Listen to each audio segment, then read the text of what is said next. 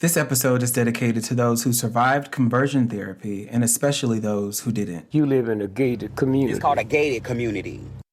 To me, the gay community has started to become bullies. Have you ever thought how your life might be different if you were gay? Racism is alive and well in the gay community. I just want us to have an open conversation, white, black, Hispanic, Asian, anybody. I want this to be a safe space for everyone. Lord, I think I done pulled into I was gonna say I done pulled into somebody's gated community. Gay community as us is a trans community. Who is having that conversation?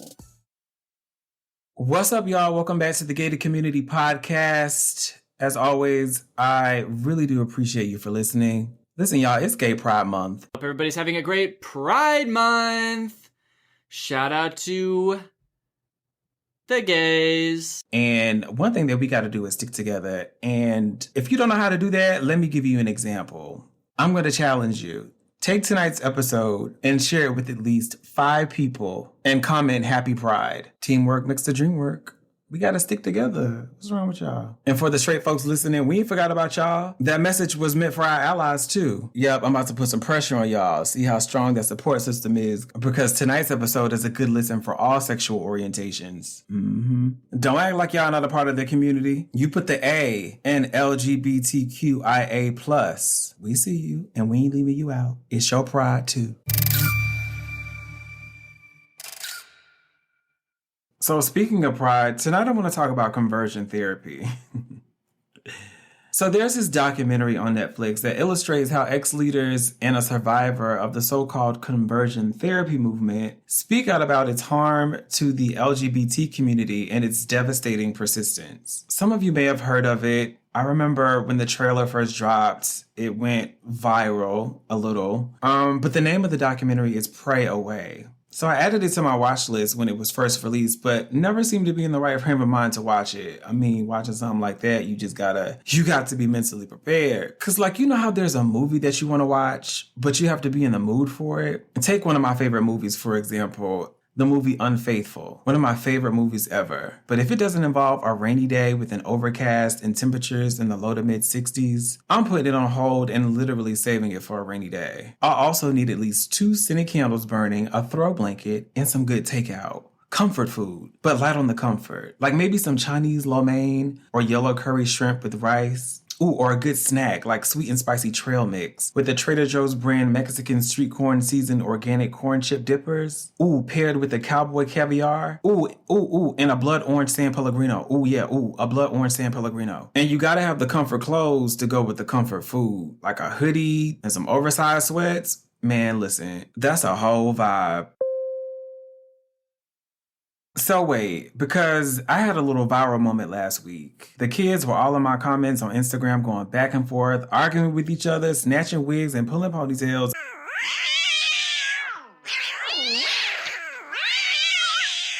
About what I said regarding my position on limiting the recognition of minorities to 2 annual observances out of the year. Black History Month in February and Gay Pride in June. If there's one thing you can depend on the internet to do, it's pick you apart. All because I said the word days when I should have used the word years. Instead of 400 plus days of slavery, what I meant to say was 400 plus years of slavery. But you know how you be in the moment and you just be needing to get it out? Anyways, take a listen. Here's what I said. Don't you just love how the white republic gives minorities 1 month out of the year and call it inclusion? Kind of like Black History Month, but unlike trying to squeeze 400 plus days of slavery, 400 plus days of slavery, 400 plus days of slavery, 400 plus days. We're sorry, your call cannot be completed as dialed. Please check the number and try again. 400 plus days of slavery, Black excellence, pioneering leaders in Black culture in the 28 days during the month of February, I'm expecting an influx of rainbow-saturated posts and pride flyers to flood my social media feeds for the next 30 days. Exciting.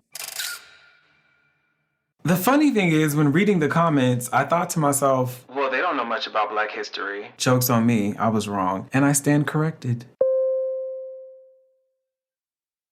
Okay. Back to the documentary. Reparative or conversion therapy is the attempt to change a person's sexual orientation or gender identity by a religious leader, licensed counselor, or in peer support groups.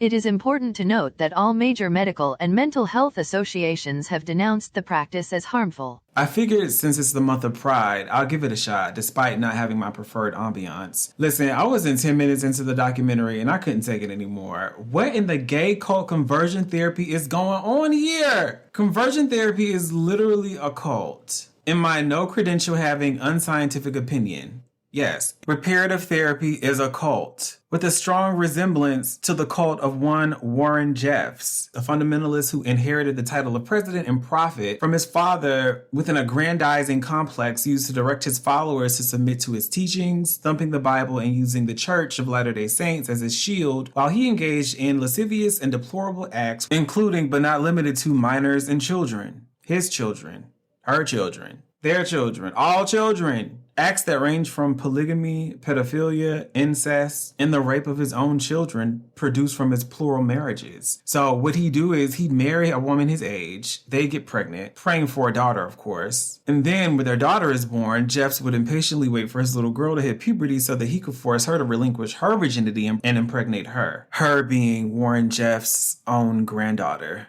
but only after marriage. So now that her mom is her sister wife, Jeffs would either get his first wife pregnant again and pray for another daughter, and or get his daughter pregnant again in between episodes of rape. Once the next daughter is born, the cycle continues. He used the principles of his church to dictate the lives of true believers, brainwashing them to believe that these unimaginable practices was what God wanted. Wait, Latter-day Saints, they believe in God, right? Or just prophets? I'm not 100% sure. And no, this episode is not about Warren Jeffs and his cult. It'll all make sense in a minute. Just stick with me. There's a method to my madness.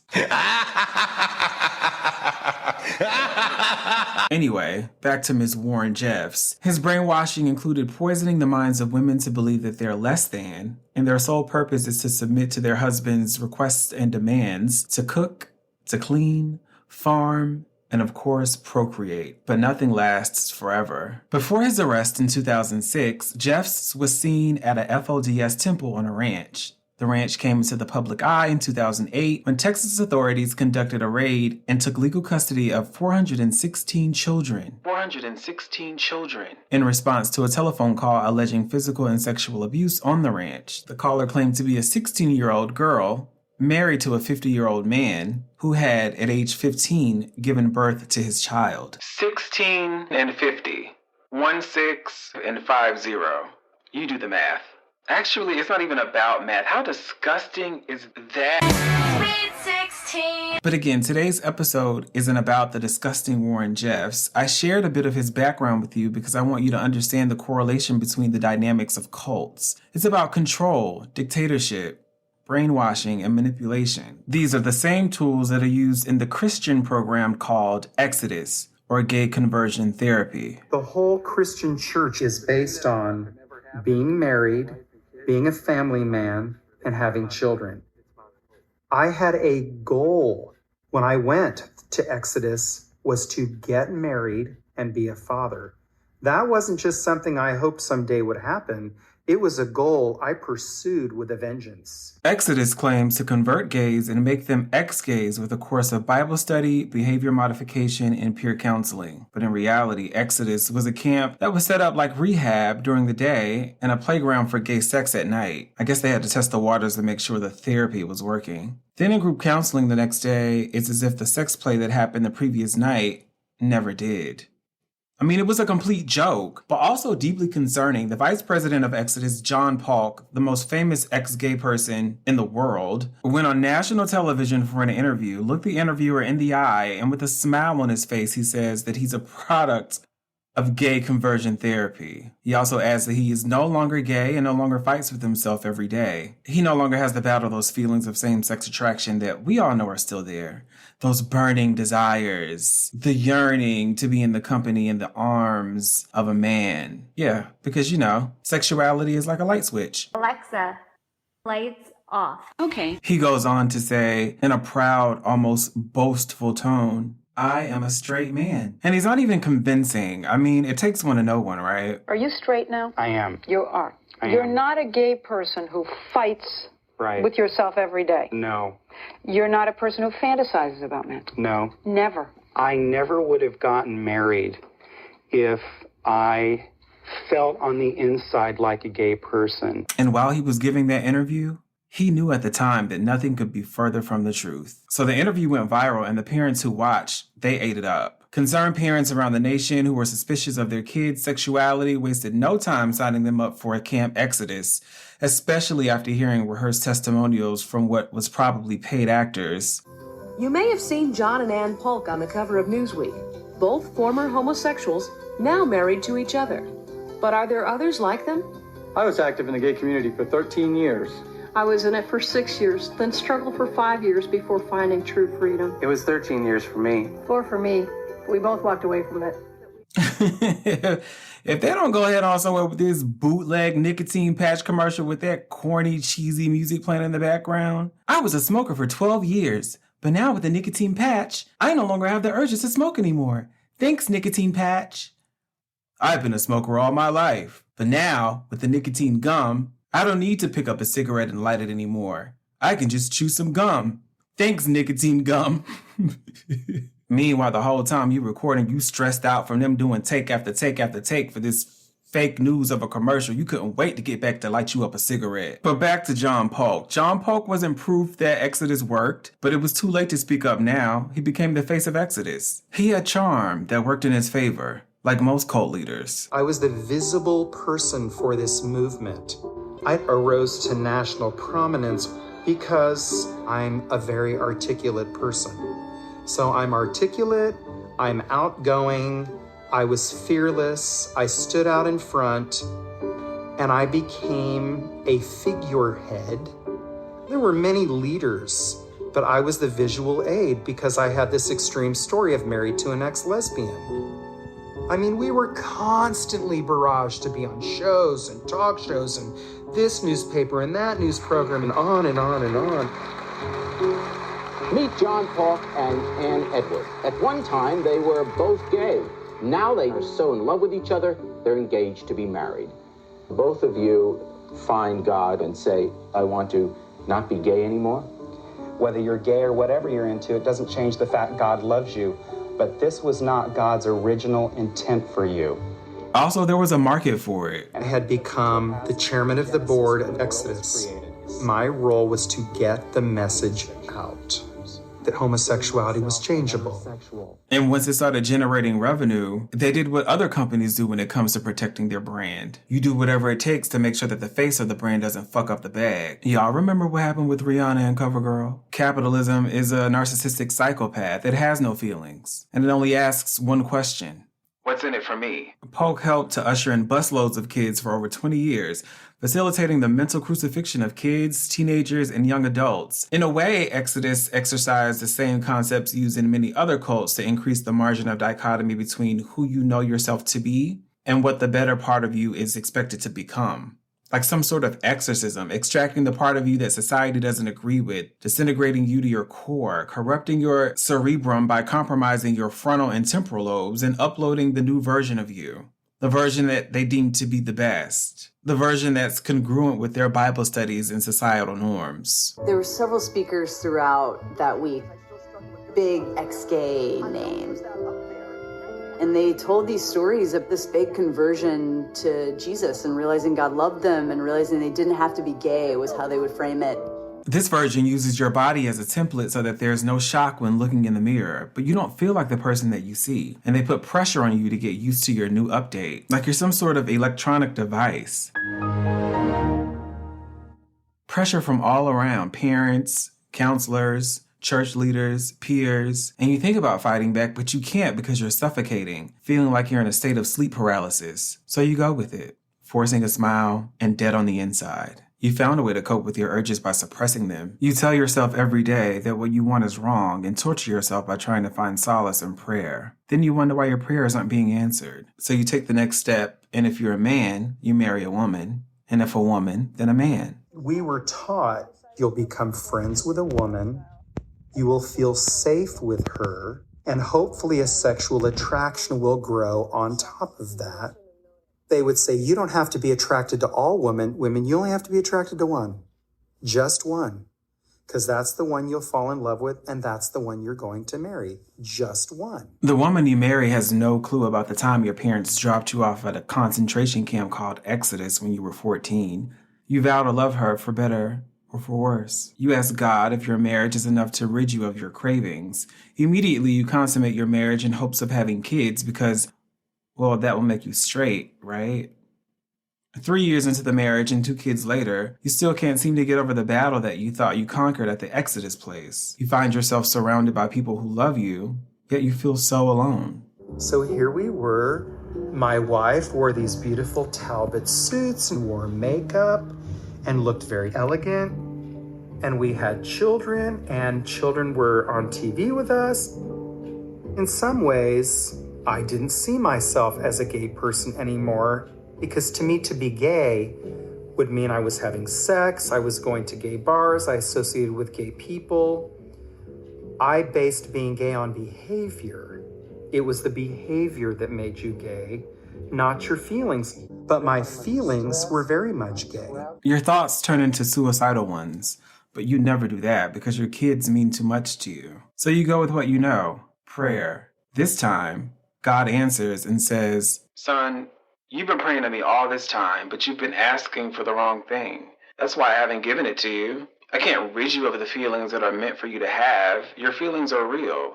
They are valid. This is who you are, and there's nothing wrong with who you are. The only thing wrong here is you believing that there is. I made you in my image, and I don't make mistakes. When you stop fighting me, I'll start helping you." So this time you listen. You decide to try things his way and with his help. But suddenly, you start to replay everything in your head. Right, I forgot. It's you.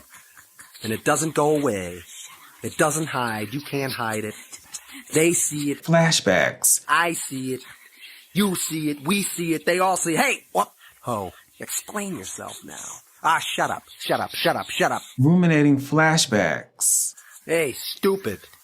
That's right. Try to do something right. You can't. I've had a successful marriage for 10 years, have a very fulfilling emotional and sexual relationship with my wife, have fathered 2 sons, so something has changed. Now here comes the 7 stages of grief. You feel a sense of shock, which later translates to relief because you realize that everything you've been doing hasn't worked out and now you feel strong enough to live in your truth. Well, you're an expert in denial, so no need to pull open the curtain on that stage. Then comes the anger. Because after all of these years, you've been controlled by all of those people who you wanted to appease, only to realize that there was never anything wrong with you. What's worse? You're trying to make sense of all of this and you become triggered. One of your DL buddies from Camp Exodus sends you a text message. It's a video. You see his face. It's John Polk. Perfect timing, right? At this point, you're fuming on the inside. Your wife and kid are close by, so you take this in another room. Then you press play, and the video begins to make a sound. He begins to speak. I ached to be loved and to love a man. And I had gotten to the point where the root causes of all this didn't matter anymore. The right or wrong of this, biblically, didn't matter anymore. I thought, if I don't go on this journey to figure out who I am, I will take my life. I will take my life. This is the man that's been in your subconscious for over a decade. Monitoring your movements, regulating your thoughts, controlling your life. This is John Polk. This is the same man who went on national television and said, "Are you straight now?" I am. You are. I You're am. not a gay person who fights Right. with yourself every day. No. You're not a person who fantasizes about men. No. 5 minutes later. I ached to be loved and to love a man. the same man who helped to politicize a movement by dehumanizing its subjects, speaking and advocating to push the anti-LGBT agenda in ways that the Bush administration could not. Marriage between a man and a woman is the ideal, and the job of the president is to drive policy toward the ideal. And after being caught in a gay bar in D.C.,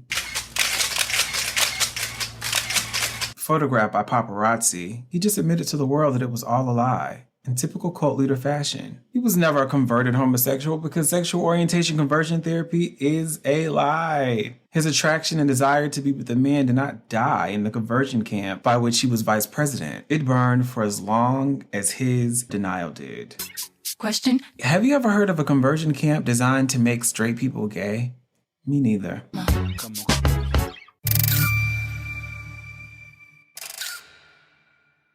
You know, sometimes I ask myself, like, are people doing this for a check?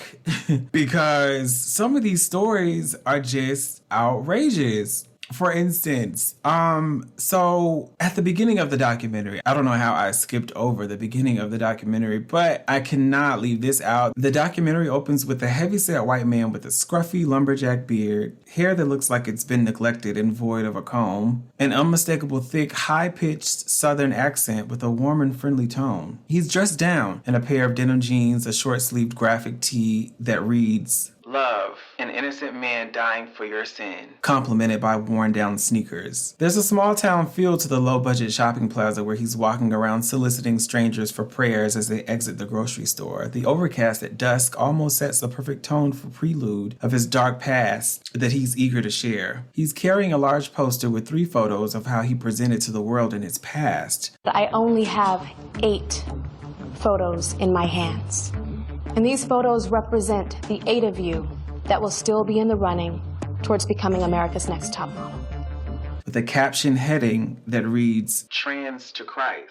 It can almost be interpreted that he's using this as a prop to show the part of him that no longer exists. But honestly, I'm unsure of the true meaning behind why he carries around a poster that hosts 3 photos of his former self. One of him in a water-wave wig and a full beat face, a leopard and tropical split thigh-high slit ruffle hem maxi dress and hoop earrings in another, and a backless boho chic A-line dress with stilettos in the other. You better work.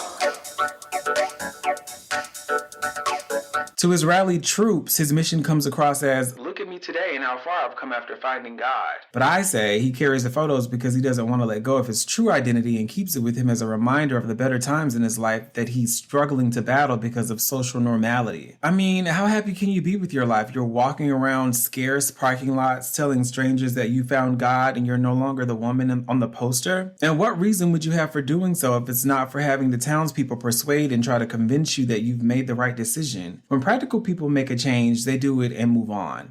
They don't download the mentality of a 5-year-old who exclaims, "Hey, look what I did," in exchange for verbal praise, camaraderie, and most importantly, acceptance. Guys, listen. Okay, what? Everything they do. There's a group of 3 women who stop, with groceries in tow, and appease his request for a few minutes of their time while he shares his coming to Jesus moment. He says to them, "Hey y'all, I was gonna ask y'all, do y'all need any prayers tonight? I'm just out here praying for people, and I share my testimony with people and pray with them. This is me. I lived transgender before, and I left everything to follow Jesus Christ. You believers? Almost as if he feels the need for validation, as if he needs confirmation from strangers to reassure him that he's made the right decision to reform his sexuality and become a straight man after sharing his eyebrow-raising testimony. He used to live as a homosexual trans woman. It's puzzling. The contradictory beliefs that he shares before leading the group of women in prayer. Jesus Christ, let her never forget, Father, how important in love she is to you. In Jesus Christ's name, amen."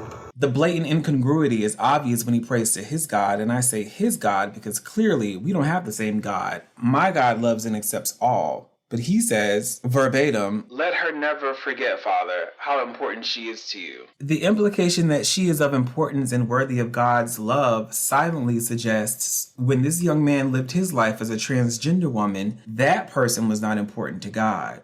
And this comes off as him praying to God for himself through this innocent lady who just happened to be walking back to her car after grabbing some groceries.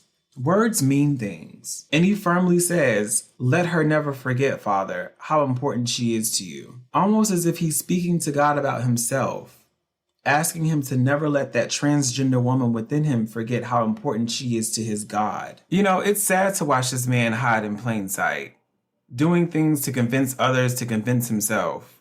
It's a cry for help. The way he carries around the collage of himself as a trans woman, The way he walks around asking to pray with others to distract himself from some sort of relapse.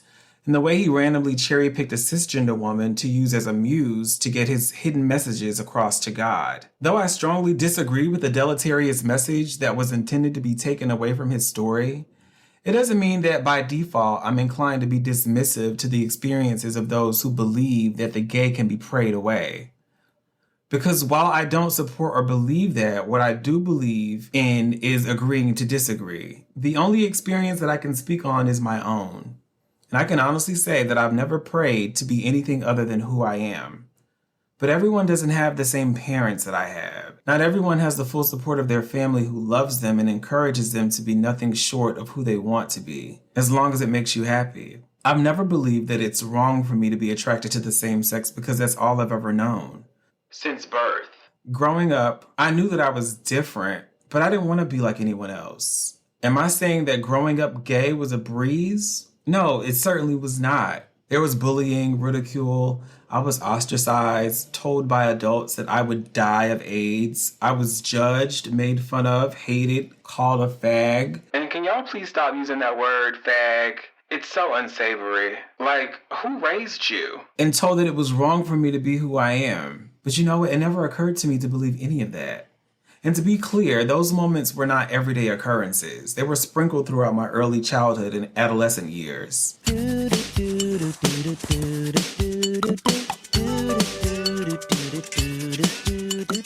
Speaking of Doug, you want to know what's funny? Many of the young boys who would torment me came out as gay after graduating high school. I knew it!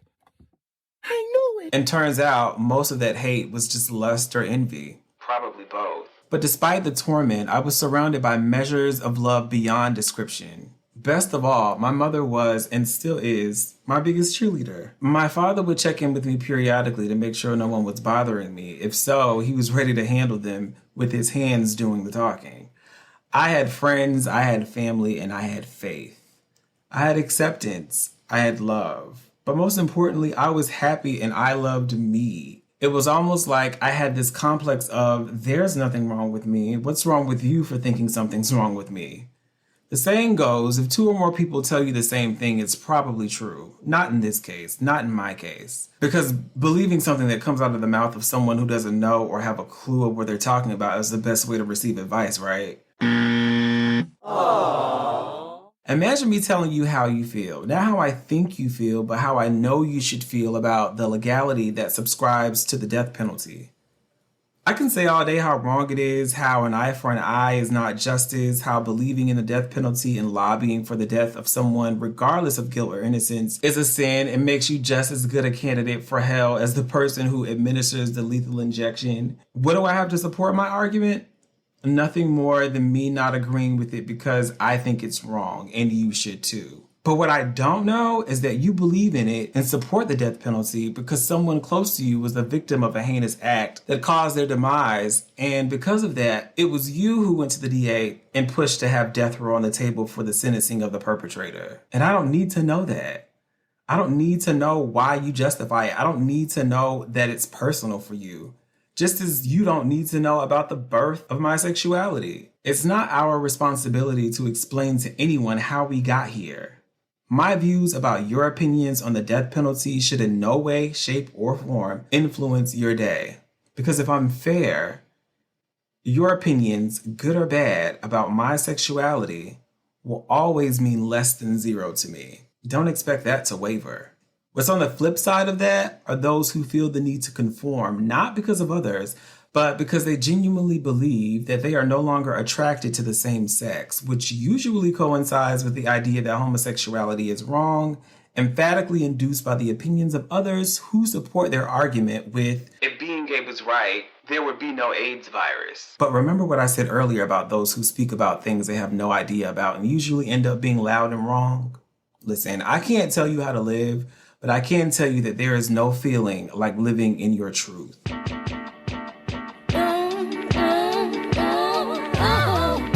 And it's also worth mentioning that your sexual orientation is not your identity.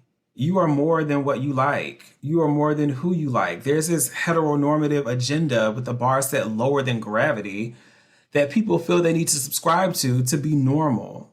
and they say that the LGBT community is the one with the agenda, nah, it's the part of me that has nothing to do with you for me. Like, what is it about my homosexuality that bothers you so much?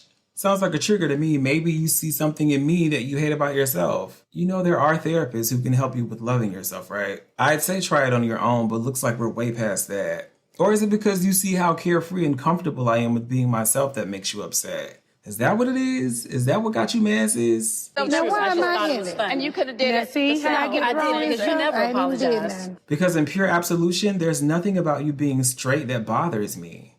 There's nothing that I want to be and no one that I want to become. See how easy that is? Well, for me anyway. Like walking up to a dog and shouting, "Why are you barking? You're not supposed to be doing that." And the dog responds in doggy language, "Sir, I was born to bark." Alright, so I'm gonna wrap this up. I hope all of this makes sense as a collective because my notes were so out of order tonight. With the sexuality spectrum having such a wide range of boxes to be placed inside of, one of the beautiful things about life is that you don't have to limit yourself to being defined by a scale created by a pedophile. Yes, Alfred Kinsey, the creator of the Kinsey scale, was a pedophile. His pseudonym of the father of the sexual revolution has more meaning behind it than what meets the eye. What's disgusting is he is probably the reason why for decades pedophilia has been associated with homosexuality. The silver lining? The scale may give us perspective by demonstrating how sexuality isn't black and white, but you get to choose to not be defined by socio-cultural labels. Reparative therapy programs are evil and they need to be destroyed. I don't know how many times I gotta say it, because much like Scientology, if a person leaves Exodus, the person is never to be heard of or spoken to again. The way that they were talked about internally was like, oh, they've gone to the dark side. They've given into the flesh. Just this kind of crazy talk of like, they are gone. They are dead to us. And a lot of them are literally dead. The vast majority of the survivors end up harming themselves, sometimes even fatally. And to think, this all started because someone, be it a parent or a stranger, planted the seed that something is wrong with you solely based on sexual orientation. And with that, I'll leave you with this. Ask yourself, if you could wake up one morning and be yourself for one day, live like no one is watching, what would that look like? That person that you just thought, that illustration that you just pictured, that's the person you were born to be. That's the you who you should be presenting to the world every day, like no one is watching.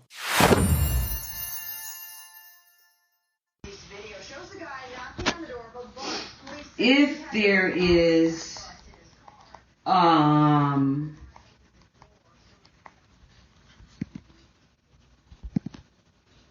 if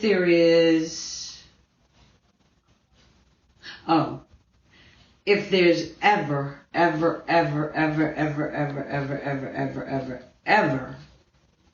anything you want to talk to me about, you can. You say, Mom, I want to call you because I feel like I want to dress up like Big Bird. I might go, what the fuck is you talking about? But I know we had a small conversation yesterday. There would never be anything in this whole wide world that would ever keep me from the love of my son. Big Bird, the one that's in the garbage, that used to be in the garbage can, nothing. You can talk to me about anything. Ma, I'm not gonna dress up like a girl. I mean a woman. Or put on a dress. I just wanted you to know. Because you said, well, if that be the case, then I can't tell you anything. You tell me anything. Anything. I love you. And I hope you get some rest. I'll be back next week. Let me get out of here before I start crying, y'all. I'm a mama's boy, and I get super emotional when it comes to my mother, but I love my mom so much, and I love you for listening.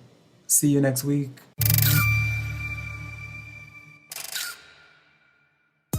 It's called a gated community. I'm in a gated community. All the gates are locked. You live in a gated community. The girls act like you can't get in a gated community. Girl, I've been in so many gated communities. If you don't live there and you talking about you pulling up to a bitch house, that's trespassing. especially when it's a gated community. African people are not pro-homosexual. Who is having that conversation?